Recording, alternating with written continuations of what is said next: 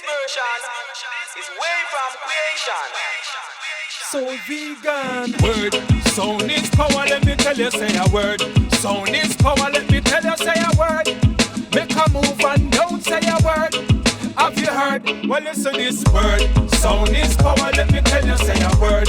Sound and power, let me tell you, say a word. You have the power, now you heard. Make a move and don't say a word. Have you heard?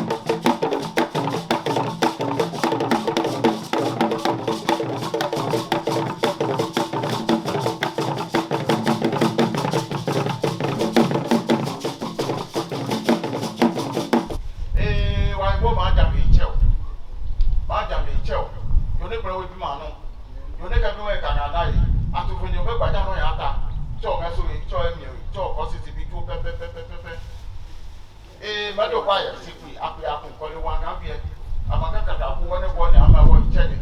Okumaka, a two blue and a journey down here on it. Eh, no, Yaka will be, Dasaka will be, Bakaka will be, so the answer of Dingla was a willing to take on it. Oklahoma City, the partner was in a house, one paper, Catamaso, and Niba, and down here on it, you can see behind it.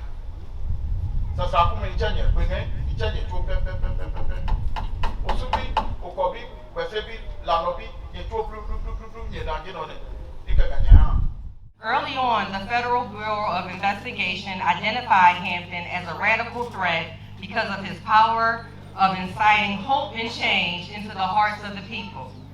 They created a counterintelligence program in the Panthers and sold false information amongst other black progressives to destroy the Black Panther Party. And on December 4th, 1969, at a young age of 21 years old, Hampton was shot and killed in his bed during a pre-dawn raid at his Chicago apartment by a tactical unit of the Cook County State's Attorney's Office directed by the Chicago Police Department and FBI leading up to the attack. Law enforcement sprayed more than 99 gunshots throughout the apartment. It was alleged that one shot was fired from inside the apartment after being attacked. During the raid, Defense Captain Mark Clark was also assassinated, and several others were seriously wounded. During the raid, Mother Akua Njeri, formerly known as Deborah Johnson, Chairman Fred Hampton's wife and comrade, was in the apartment, in the bed with him. She used herself as a shield from the gunfire as he was being assassinated. She was pregnant with his unborn child, Chairman Fred Hampton Jr., who graciously sits with us today. Chairman Fred Hampton was only 21 years old. Let's think about that, 21 years old. And he made his mark in Chicago in world history, not so much by his death, but by his heroic efforts of his life and his goals of empowering the most oppressed sector of Chicago's community, bringing people into political life through participation in their own freedom fighting. In the words of Marcus Garvey, one struggle, one people. I do not come to you as a tourist. I take the position that no chains, shackles, language barriers, waters, land can divide us. I am honored, I am humbled to be here. I am Chairman Fred Hampton Jr. I feel fortunate to come from a phenomenal, be cut from the cloth of a phenomenal people. I feel fortunate to have fallen from the tree of two freedom fighters, Chairman Fred Hampton and also Akua Njeri, formerly known as Deborah Johnson. We know that imperialism has done a phenomenal job with the propaganda, the stereotypes in regards to our people in particular. So we have a lot of work to do. There has been a lot of work been done. But as Minister UEP News said, the revolutionary is never satisfied. So we're going to use this event today as a shot in the arm, as a charge up, to make these connections. Because though the terms may differ, the reality is, as we say, there's no war on drugs, there's no war on guns, there's no war on gangs, there's a war on our people. It is embarrassing being oppressed. It is embarrassing being oppressed. A lot of times we try to euphemize it or water it down. But I think it's the Alcoholics Anonymous, they say the first step in addressing the problem is recognizing that we have a problem. We know that there are contradictions, we have issues within our community. But the Black Panther Party said differences amongst the people are reconcilable. Differences between the people in the system, the state, are irreconcilable. I don't know if everyone has seen movie Judas and the Black Messiah. It was right on. It was a lot of work put in that. We were fortunate to have a dream team because we know it's a battle in that Hollywood machine, all of that. But we were able to put, as we say, Panther Cub political pills in the applesauce. In other words, a lot of messages that we were able to get inside there. I just want to reiterate a couple of things. We say everything is political. Words, terms, fashion, everything is political. We said that Chairman Fred Hampton and Defense Captain Mark Clark, they were assassinated. They didn't die, they didn't pass away. And we have to use those brutal terms because we're not clear. This system will flip the script and they'll say that we took a cruise, they took us on a vacation and we were on a cruise ship from here to North America, to our diaspora. We have to acknowledge what happened to us and what is still happening to us. And also including that conversation that we're fighting back. The examples that I'm directly connected to, because in fact I don't look at our stroke in a reactionary way. In fact, one of our mantras with our organization is we are the great-grandchildren of Garvey, but in fact, you gotta go past that also, but I'll give you a short version of that. The great-grandchildren of Garvey, the offspring of Malcolm, and the cubs of Panthers. This is important because a lot of times people face situations in a reactionary way, think this is something new. But this is, some people say, well, now the police just start killing us in America. But this is the modus operandi, historically, how they have dealt with our people. It has to be the MO, the modus operandi on how we fight back.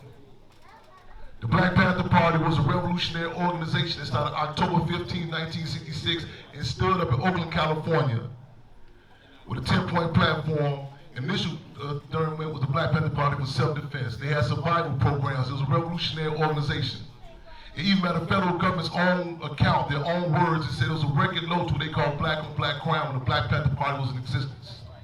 It was the Black Panther Party that had the first of the free medical centers, the free busing programs. And the United States, right on, sister.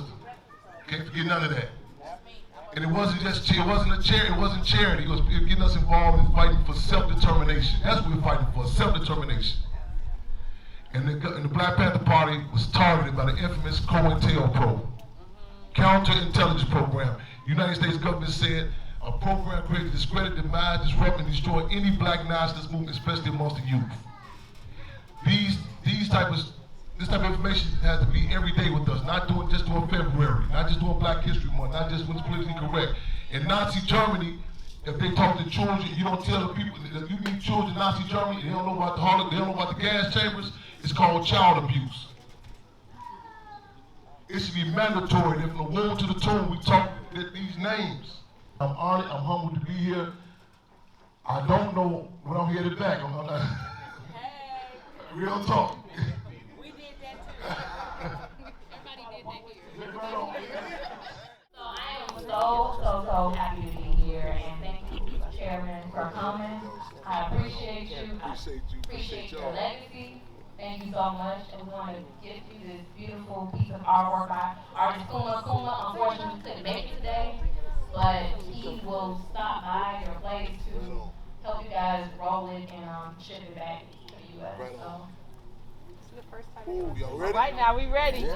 Let's go. Count it down. 1, 2, 3. Woo!